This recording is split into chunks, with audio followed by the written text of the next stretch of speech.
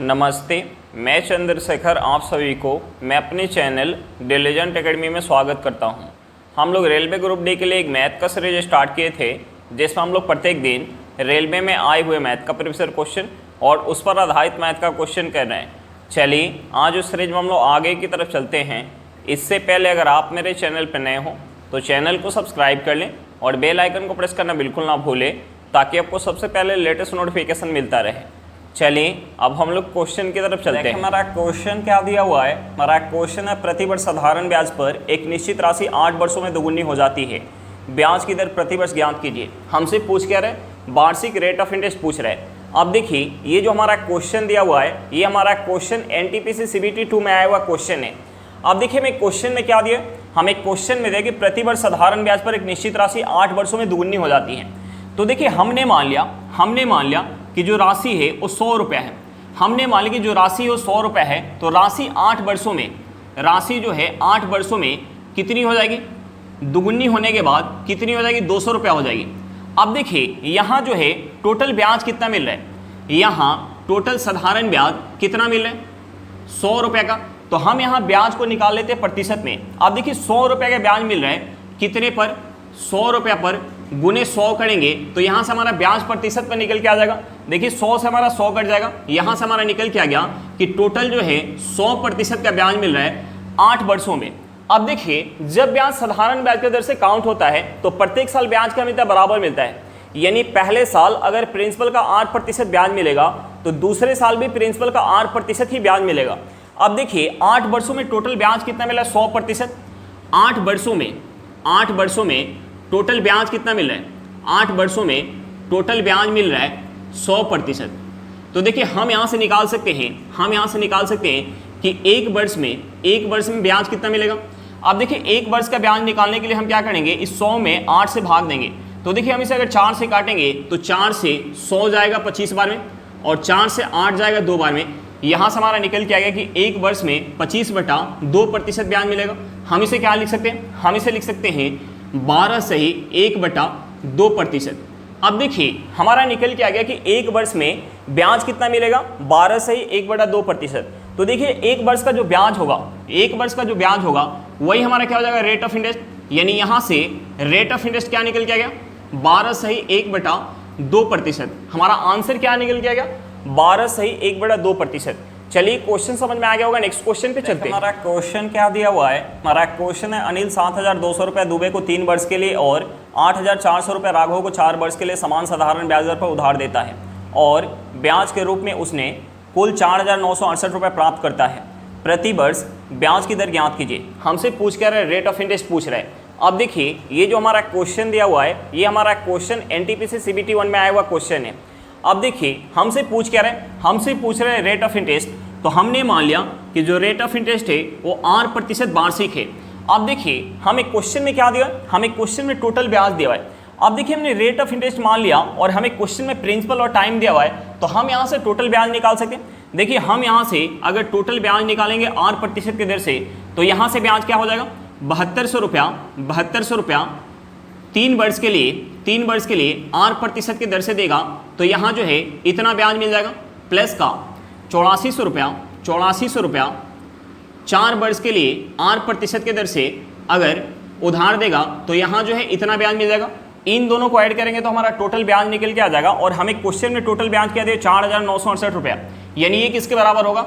ये बराबर होगा 4,968 रुपये के बराबर होगा। अब देखिए हम इस इक्वेशन से R का वैल्यू निकाल सकते हैं। हम यहाँ से 2 जीरो काट सकते हैं, यहाँ से भी हम 2 जीरो काट सकते हैं। अब देखिए हम यहाँ अगर गुना करेंगे 72 में 3 से, तो ये हमारा कितना हो जाएगा? ये हमारा हो जाएगा 216R प्लस, अब देखिए हम यहाँ अगर गुना करेंगे 84 में 4 से, तो देखिए 80 में अगर 4 से गुना करेंगे तो ये हमारा कितना हो जाएगा? 320, और 4 में 4 से गुना करेंगे तो 16। 320 में अगर 16 ऐड करेंगे तो ये हमारा कितना हो जाएगा? ये हमारा हो जाएगा 336R इक्वल टू 4,968। अब देखिए हम इसे ऐड करेंगे तो ये हमारा कितना हो जाएगा? इसे ऐड करेंगे तो ये हमारा हो जाएगा 552R इक्वल टू 4,968। अब देखिए 552 से अगर हम इसे काटेंगे तो ये कितने बार में चला जाएगा, ये चला जाएगा 9 बार में, यानी यहाँ से हमारा r इक्वल टू क्या निकल के आ गया, r इक्वल टू 9 निकल के आ गया। और देखिए हमने रेट ऑफ इंटरेस्ट को क्या मान के रखा था, r, यानी यहाँ से रेट ऑफ इंटरेस्ट क्या निकल के आ गया, 9% वार्षिक। हमारा आंसर क्या निकल के आ गया, 9% वार्षिक निकल के आ गया। चलिए क्वेश्चन समझ में आ गया होगा, नेक्स्ट क्वेश्चन पे चलते हैं। क्वेश्चन क्या दिया हुआ है, हमारा क्वेश्चन है समान राशियों पर 2 वर्षों में प्राप्त चक्रवृद्धि ब्याज और साधारण ब्याज की राशियों का अंतर 68 रुपये है। यदि ब्याज दर 4% वार्षिक हो तो निवेशित राशि की गणना कीजिए। हमसे पूछ के रहे, प्रिंसिपल पूछ रहे। अब देखिए ये जो हमारा क्वेश्चन दिया हुआ है, ये हमारा क्वेश्चन आरपीएफ एसआई में आया हुआ क्वेश्चन है। अब देखिए हमें क्वेश्चन में क्या दिया, हमें क्वेश्चन में सीआई माइनस एसआई दिया है। हमें क्वेश्चन में क्या दिया, सीआई माइनस एसआई दिया। सीआई माइनस एसआई कितना दिया, 68 रुपये दिया है। और हमें क्वेश्चन में क्या दिया, हमें क्वेश्चन में टाइम दिया हुआ है। हमें टाइम कितना दिया, हमें टाइम दिया 2 वर्ष का। और हमें क्वेश्चन में क्या दिया, हमें क्वेश्चन में रेट ऑफ इंटरेस्ट दिया हुआ है। हमें रेट ऑफ इंटरेस्ट कितना दिया, 4% वार्षिक। और हमसे पूछ क्या रहे, हमसे पूछ रहे प्रिंसिपल, हमसे पूछ क्या रहे, हमसे पूछ रहे प्रिंसिपल। अब देखिए हमें क्वेश्चन में सी आई माइनस एस आई दिया हुआ है और टाइम दिया हुआ है और हमें रेट ऑफ इंटरेस्ट दिया हुआ है और हमसे पूछ क्या रहे, प्रिंसिपल पूछ रहा है। तो देखिए इस क्वेश्चन को हम सक्सेसिव लगा के आसानी से सॉल्व कर सकते हैं। अब देखिए हम यहाँ अगर 2 वर्ष का, हम यहाँ 2 वर्ष का अगर साधारण ब्याज काउंट करेंगे 4% वार्षिक के दर से, तो हमें टोटल ब्याज कितना मिलेगा। साधारण ब्याज में हमें प्रत्येक साल ब्याज क्या मिलता है, बराबर मिलता है। यानी पहले साल हमें प्रिंसिपल का 4% ब्याज मिलेगा, दूसरे साल भी हमें प्रिंसिपल का 4% ब्याज मिलेगा। अब देखिए हम यहाँ अगर चक्रवृद्धि ब्याज काउंट करेंगे तो देखिए पहले साल हमें प्रिंसिपल का 4% ब्याज मिलेगा, प्लस का दूसरे साल हमें प्रिंसिपल का 4% ब्याज मिलेगा, प्लस हमें और क्या मिल जाएगा, जो पहले वर्ष ब्याज मिला है उस ब्याज का भी हमें 4% ब्याज मिलेगा। तो देखिए 4 का अगर हम 4% निकालेंगे तो ये हमारा कितना हो जाएगा, 0.16% हो जाएगा। अब देखिए हम यहाँ से सी आई माइनस एस आई निकालेंगे तो ये हमारा कितना हो जाएगा, ये हमारा हो जाएगा 0.16% हो जाएगा। और हमें क्वेश्चन में सी आई माइनस एस आई क्या दिया, 68 रुपया। यानी इसका वैल्यू हमें क्वेश्चन में 68 रुपया दिया है, इसका वैल्यू हमें क्वेश्चन में 68 रुपया दिया है। और हमसे पूछ के रहा है प्रिंसिपल, तो देखिए प्रिंसिपल अपने आप में क्या होता है, 100%। हमें 0.16% का वैल्यू पता है तो हम यहाँ से 100% का वैल्यू निकाल सकते हैं। हम यहाँ से सबसे पहले दशमलव हटा लेते हैं। दशमलव हटाने के लिए हम क्या करेंगे, इसमें 100 से गुना करेंगे। अब देखिए अगर हम इस साइड 100 से गुना करेंगे तो हमें इस साइड भी 100 से गुना करना होगा। हम 100 से गुना करेंगे तो ये हमारा हो जाएगा 16%, और इस साइड 100 से गुना करेंगे तो ये हमारा हो जाएगा 6800 रुपया। अब देखिए 16% का वैल्यू क्या निकल के आ गया, 6800 रुपया। तो हम यहाँ से 4% का वैल्यू निकाल लेते हैं। 4% का वैल्यू निकालेंगे तो देखिए 16 को 4 बनाने के लिए हमें 4 से भाग देना होगा। अगर हम इस साइड 4 से भाग दे रहे हैं तो हम इस साइड भी 4 से भाग देंगे। देखिए इस साइड 4 से भाग देंगे तो ये 4 से जाएगा 1712 में, यानी 4% का वैल्यू क्या निकल के आ गया, 1700 रुपया निकल के आ गया।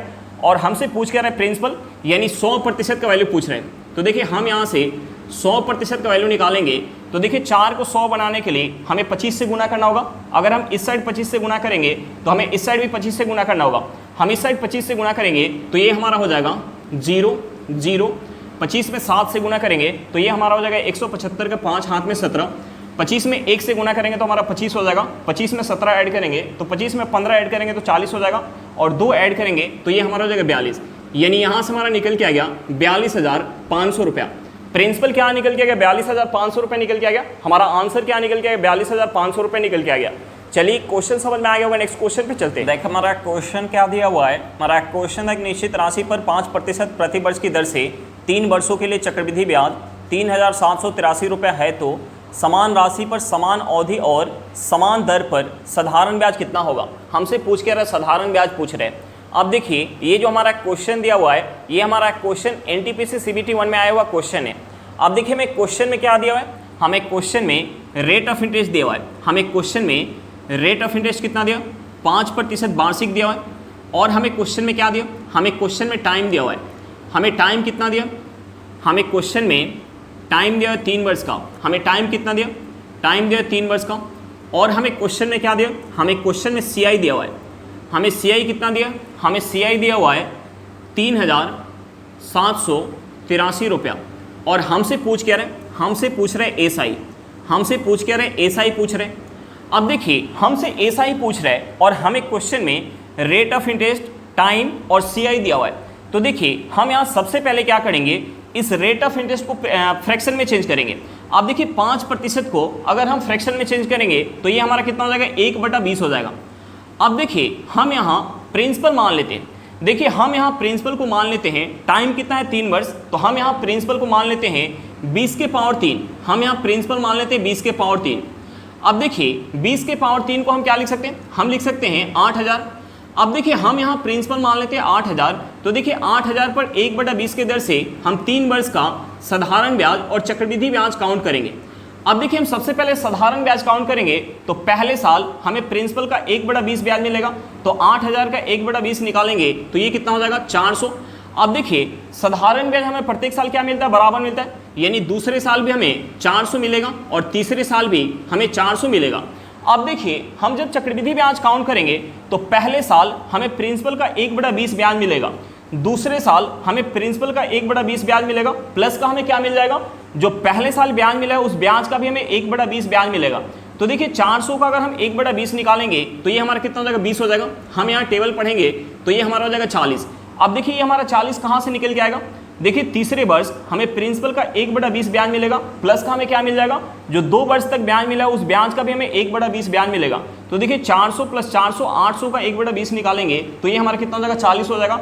बच क्या गया 20, यानी इस 20 का भी 1/20 ब्याज मिलेगा, तो 20 का 1/20 निकालेंगे तो ये हमारा कितना हो जाएगा, 1 हो जाएगा।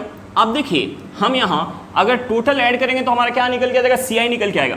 हम यहाँ अगर टोटल ऐड करेंगे तो यहाँ से CI क्या हो जाएगा, हम इसे ऐड करेंगे तो ये हमारा हो जाएगा 1200 और इसे ऐड करेंगे तो ये हमारा हो जाएगा 61, यानी यहाँ से हमारा CI निकल के आ जाएगा 1261। अब देखिए यहाँ से हमारा CI क्या निकल के आ रहा है, 1261 निकल के आ रहा है, और हमें क्वेश्चन में क्या दिया, 3783, यानी 1261 यूनिट का वैल्यू हमें क्वेश्चन में 1261 यूनिट का वैल्यू हमें क्वेश्चन में क्या दिया, हमें क्वेश्चन में दिया हुआ है 3783 रुपया। अब देखिए 1261 यूनिट का वैल्यू दिया हुआ है तो हम यहाँ से 1 यूनिट का वैल्यू निकाल सकते हैं। 1 यूनिट का वैल्यू कितना हो जाएगा, 1 यूनिट का वैल्यू हो जाएगा 3 रुपया। अब देखिए हमसे पूछ क्या रहे हैं, हमसे पूछ रहे हैं साधारण ब्याज। तो देखिए जब हम साधारण ब्याज काउंट कर रहे थे तो साधारण ब्याज कितना मिल रहा है, 400 400 400, ये हमारा कितना हो जाएगा, 1200। अब देखिए हमें 1 यूनिट का वैल्यू पता है तो हम यहाँ से 1200 यूनिट का वैल्यू निकाल सकते हैं। 1200 यूनिट का वैल्यू क्या हो जाएगा, 3600 रुपया हो जाएगा, यानी यहाँ से साधारण ब्याज कितना निकल के आ गया, 3600 रुपये निकल के आ गया। हमारा आंसर कितना निकल के आ गया, 3600 रुपये निकल के आ गया। चलिए क्वेश्चन समझ में आ गया होगा, नेक्स्ट क्वेश्चन पे चलते हैं। हमारा क्वेश्चन क्या दिया हुआ है, हमारा क्वेश्चन है कि रस्सी को 3 अलग अलग भागों में विभाजित किया गया है। पहला भाग पूरी लंबाई का 1/5 है, दूसरा भाग पहले भाग का 3/2 है, तीसरा भाग रस्सी का कितना अंश है। हमसे पूछ के रहे कि तीसरा भाग रस्सी का कितना अंश है। अब देखिए ये जो हमारा क्वेश्चन दिया हुआ है ये हमारा क्वेश्चन NTPC CBT 1 में आया हुआ क्वेश्चन है। अब देखिए हमें क्वेश्चन में दिया कि पहला भाग जो है पूरी लंबाई का 1/5 है, दूसरा भाग पहले भाग का 3/2 है और तीसरी भाग का हमसे अंश पूछ रहे हैं। तो देखिए हम यहाँ मान लेते हैं कि रस्सी की जो लंबाई है, हम यहाँ मान लेते हैं कि रस्सी की जो लंबाई है वो 10 है। हम मान लेते हैं कि रस्सी की लंबाई कितना है, 10 है। तो देखिए पहला भाग कितना हो जाएगा, पहला भाग कितना हो जाएगा, इसका 1/5। देखिए 10 का अगर 1/5 निकालेंगे तो ये हमारा कितना हो जाएगा, 2 हो जाएगा। अब देखिए दूसरा भाग कितना हो जाएगा, दूसरा भाग पहले भाग का 3/2 होगा। तो देखिए 2 का अगर हम 3/2 निकालेंगे तो ये हमारा कितना हो जाएगा, 3 हो जाएगा। अब देखिए हम यहाँ से तीसरा भाग निकाल सकते हैं। देखिए पहला भाग कितना है, 2 है, दूसरा भाग कितना है, 3 है, और टोटल जो है लंबाई कितना है, 10 है, यानी तीसरा कितना हो जाएगा, तीसरा भाग कितना हो जाएगा, 5 हो जाएगा। तीसरा भाग कितना हो जाएगा, 5 हो जाएगा, और हमसे तीसरा भाग का अंश पूछ रहे हैं। तो देखिए तीसरा जो है भाग 5 है, कितने में से, 10 में से, यानी यहाँ से अंश कितना हो जाएगा, 1/2। हमारा आंसर क्या निकल के आ गया, 1/2 निकल के आ गया। चलिए क्वेश्चन समझ में आ गया होगा, नेक्स्ट क्वेश्चन पे चलते हैं। हमारा क्वेश्चन क्या दिया हुआ है, हमारा क्वेश्चन है अनीता और विनीता 1950 रुपये की राशि को आपस में 6:7 के अनुपात में विभाजित करती हैं। यदि उनमें से प्रत्येक के हिस्से में 100 रुपये की राशि जोड़ दी जाती है तो उनके हिस्से का नया अनुपात कितना होगा। हमसे पूछ के रहे हैं, नया रेशियो पूछ रहे हैं। अब देखिए ये जो हमारा क्वेश्चन दिया हुआ है ये हमारा क्वेश्चन NTPC CBT 1 में आया हुआ क्वेश्चन है। अब देखिए मैं क्वेश्चन में अनीता और विनीता का हमें रेशियो क्या दिया हुआ है, हिस्सा का हमें रेशियो दिया है 6:7। तो देखिए हमने मान लिया कि अनीता को उस राशि में से अगर 6 यूनिट मिल रहा होगा तो विनीता को कितना मिला होगा, 7 यूनिट, यानी यहाँ से टोटल राशि कितना हो जाएगा, 13 यूनिट हो जाएगा। और हमें क्वेश्चन में टोटल राशि कितना दिया, 1950 रुपया, यानी इस 13 यूनिट का वैल्यू हमें क्वेश्चन में 1950 रुपये दिया हुआ है, तो हम यहाँ से दोनों का अलग अलग हिस्सा निकाल सकते हैं। अब देखिए 13 यूनिट का वैल्यू कितना है, 1950 रुपये है, तो 1 यूनिट का वैल्यू कितना हो जाएगा, हम इसे 13 से काटेंगे तो ये 13 से जाएगा एक बार में हाथ में 6, ये हमारा हो जाएगा 65, 65 जाएगा 13 से 5 बार में, 0 हमारा आ जाएगा, यानी 1 यूनिट का वैल्यू क्या निकल के आ गया, 150 रुपया। तो हम यहाँ से 6 यूनिट का वैल्यू निकाल सकते हैं, 6 यूनिट का वैल्यू हो जाएगा 900 रुपया, 6 यूनिट का वैल्यू कितना हो जाएगा 900 रुपया, और 7 यूनिट का वैल्यू कितना हो जाएगा, 7 यूनिट का वैल्यू हो जाएगा 1050 रुपया। अब देखिए हमें क्वेश्चन में आगे दिया हुआ है कि दोनों के हिस्से में अगर 100 रुपया ऐड कर दिया जाए, यानी अब जो है दोनों का राशि क्या हो जाएगा, अनीता का राशि हो जाएगा 1000 रुपया, अनीता का राशि हो जाएगा 1000 रुपया, और विनीता का राशि कितना हो जाएगा, विनीता का राशि हो जाएगा 1150 रुपया। अब देखिए हम यहाँ से 1 0 से 1 0 काट सकते हैं, हम इसे अगर 5 से काटेंगे तो ये 5 से कितने बार में जाएगा, ये 5 से जाएगा 20 बार में, इसे 5 से काटेंगे तो ये 5 से जाएगा, ये 5 से जाएगा 23 बार में, यानी यहाँ से नया रेशियो क्या निकल के आ गया, 20:23 निकल के आ गया। हमारा आंसर क्या निकल के आ गया, 20:23 निकल के आ गया। चलिए क्वेश्चन समझ में आ गया होगा, नेक्स्ट क्वेश्चन पे चलते हैं। क्वेश्चन क्या दिया हुआ है, हमारा क्वेश्चन है 2 वर्ष के अंतराल में पैदा हुए 4 बच्चों की आयु का योग 28 वर्ष है, सबसे छोटे बच्चे की आयु क्या है, हमसे पूछ कह रहे हैं, सबसे छोटे बच्चे की आयु पूछ रहे हैं। अब देखिए ये जो हमारा क्वेश्चन दिया हुआ है, ये हमारा क्वेश्चन एलपी मेंस में आया हुआ क्वेश्चन है। अब देखिए हमें क्वेश्चन में कितना बच्चा दिया हुआ, 4 बच्चा दिया हुआ है, हमें क्वेश्चन में 4 बच्चा दिया हुआ है, और हमें क्वेश्चन में दिया कि सभी बच्चे की आयु के बीच का अंतर कितना है, 2-2 वर्ष है। तो देखिए हमने मान लिया कि सबसे छोटे बच्चे की आयु x वर्ष है, तो इससे जो बड़ा होगा उसकी आयु कितना होगा, x + 2, इससे जो बड़ा होगा उसकी आयु कितना होगा, x + 4, और इससे जो बड़ा होगा उसकी आयु कितना होगा, x + 6। अब देखिए सभी बच्चे की आयु अगर हमें पता चल गया तो हम यहाँ से आयु का योग निकाल सकते हैं। यहाँ से आयु का योग निकालेंगे तो ये हमारा हो जाएगा 4x प्लस का कितना हो जाएगा, 12 हो जाएगा, और हमें क्वेश्चन में योग कितना दिया, हमें क्वेश्चन में योग दिया हुआ है 28 वर्ष, हमें क्वेश्चन में योग कितना दिया है, 28 वर्ष, यानी इसके बराबर हमें क्वेश्चन में 28 वर्ष दिया हुआ है। अब देखिए हम इस इक्वेशन से x यानी सबसे छोटे बच्चे की आयु निकाल सकते हैं। देखिए यहाँ से हमारा हो जाएगा, यहाँ से हमारा हो जाएगा 4x = इस 12 को इस साइड लेके आएंगे तो देखिए ये हमारा प्लस में तो माइनस में हो जाएगा, यानी 28 में से 12 माइनस करेंगे तो ये हमारा कितना हो जाएगा, 16 वर्ष हो जाएगा। अब देखिए यहाँ से हमारा x = कितना हो जाएगा, 4 से अगर 16 को काटेंगे तो ये कितने बार में जाएगा, 4 बार में, यानी सबसे छोटे बच्चे की आयु कितनी होगी, 4 वर्ष होगी। हमारा आंसर कितना निकल के आ गया, 4 वर्ष निकल के आ गया। चलिए क्वेश्चन समझ में आ गया होगा, नेक्स्ट क्वेश्चन पे चलते हैं। हमारा क्वेश्चन क्या दिया हुआ है, हमारा क्वेश्चन है मोनिका के पिता की आयु मोनिका के जन्म के समय 38 वर्ष थी, जबकि उसकी माँ की आयु उस समय 36 वर्ष थी जब उसके 4 वर्ष छोटे भाई का जन्म हुआ था। उसके माता पिता की आयु के बीच का अंतर क्या है, हमसे पूछ कह रहे हैं, माता पिता की आयु के बीच का अंतर पूछ रहे हैं। अब देखिए ये जो हमारा क्वेश्चन दिया हुआ है ये हमारा क्वेश्चन एलपी में आया हुआ क्वेश्चन है। अब देखिए मैं क्वेश्चन में मोनिका के जन्म के समय उसके पिता की आयु हमें क्वेश्चन में क्या दिया, हमें क्वेश्चन में पिता का आयु कितना दिया, पिता का हमें आयु दिया हुआ है 38 वर्ष, पिता का हमें आयु कितना दिया 38 वर्ष, और उसके माँ के बारे में क्या दिया हुआ है, उसके माँ के आयु के बारे में दिया हुआ है कि उसकी माँ की आयु उस समय 36 वर्ष थी जब उसके 4 वर्ष छोटे भाई का जन्म हुआ था। देखिए 4 वर्ष छोटे भाई का जन्म जब हुआ था, 4 वर्ष छोटे भाई का जब जन्म हुआ था तो कितना था, 36 वर्ष था। तो मोनिका के जन्म के समय उसकी माँ की आयु कितनी होगी, 4 वर्ष कम होगी, यानी 36 में से 4 माइनस करेंगे तो ये हमारा कितना हो जाएगा, ये हमारा हो जाएगा 32 वर्ष। और हमसे पूछ क्या रहे हैं, हमसे पूछ रहे हैं दोनों के आयु के बीच का अंतर। तो देखिए हम यहाँ अंतर निकालेंगे तो यहाँ से हमारा अंतर कितना हो जाएगा, 6 वर्ष हो जाएगा, यानी यहाँ से हमारा आंसर क्या निकल के आ गया, 6 वर्ष निकल के आ गया। चलिए क्वेश्चन समझ में आ गया होगा, नेक्स्ट क्वेश्चन पे चलते हैं। क्वेश्चन क्या दिया हुआ है, हमारा क्वेश्चन है रेन और मार्टिन ने 1 मार्च 2019 को एक कंपनी शुरू की, उनके निवेश का अनुपात 5:4 था।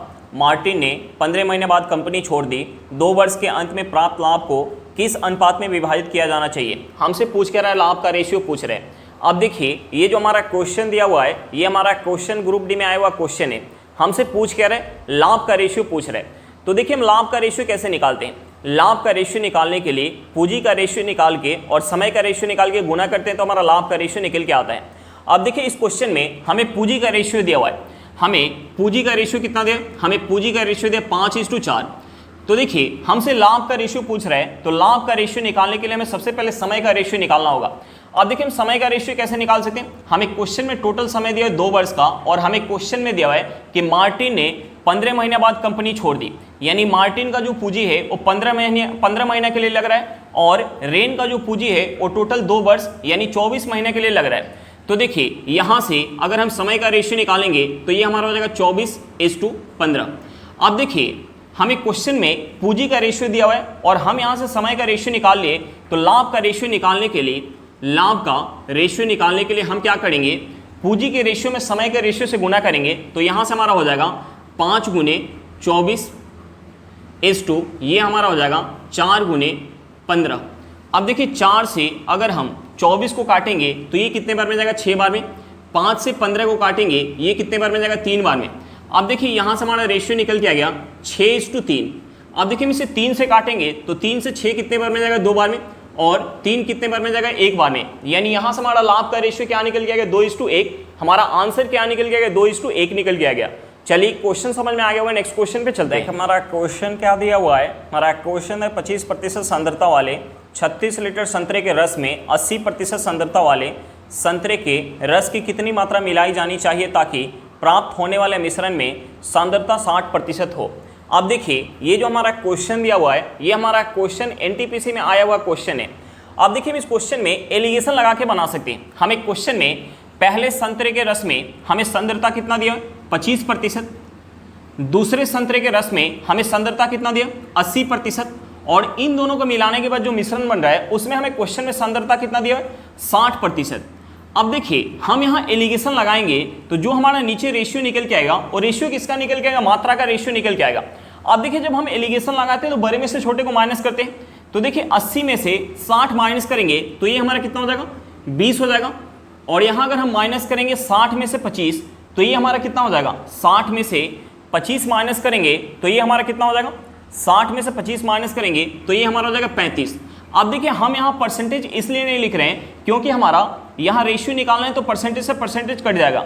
अब देखिए हम इसे अगर 5 से काटेंगे तो ये 5 से कितने बार में जाएगा, 4 बार में, और इसे 5 से काटेंगे तो ये 5 से कितने बार में जाएगा, 7 बार में। यानी पहले प्रकार के रस का अगर मात्रा अगर 4 यूनिट होगा तो दूसरे प्रकार के रस का मात्रा कितना होगा, 7 यूनिट। अब देखिए हमें क्वेश्चन में पहले प्रकार के रस का मात्रा कितना था, 36 लीटर। यानी इस 4 यूनिट का वैल्यू हमें क्वेश्चन में 36 लीटर दिया हुआ है, तो हम यहाँ से इस 7 यूनिट का वैल्यू निकाल सकते हैं। 7 यूनिट का वैल्यू कितना हो जाएगा, 4 यूनिट का वैल्यू कितना है, 36 लीटर है, तो 1 यूनिट का वैल्यू कितना हो जाएगा, 9 लीटर। तो 7 यूनिट का वैल्यू कितना हो जाएगा, 63 लीटर। यानी यहाँ से हमारा आंसर क्या निकल के आ गया, यहाँ से हमारा आंसर निकल के आ गया 63 लीटर। चलिए क्वेश्चन समझ में आ गया होगा। आज के लिए इतना ही, फिर मिलते हैं नेक्स्ट क्लास में। अगर क्लास अच्छा लगे तो क्लास को लाइक करिएगा। अगर आप मेरे चैनल पर नए हो तो चैनल को सब्सक्राइब करिएगा, और क्लास को अपने दोस्तों के साथ शेयर करना बिल्कुल मत भूलिएगा। चलिए बाय बाय।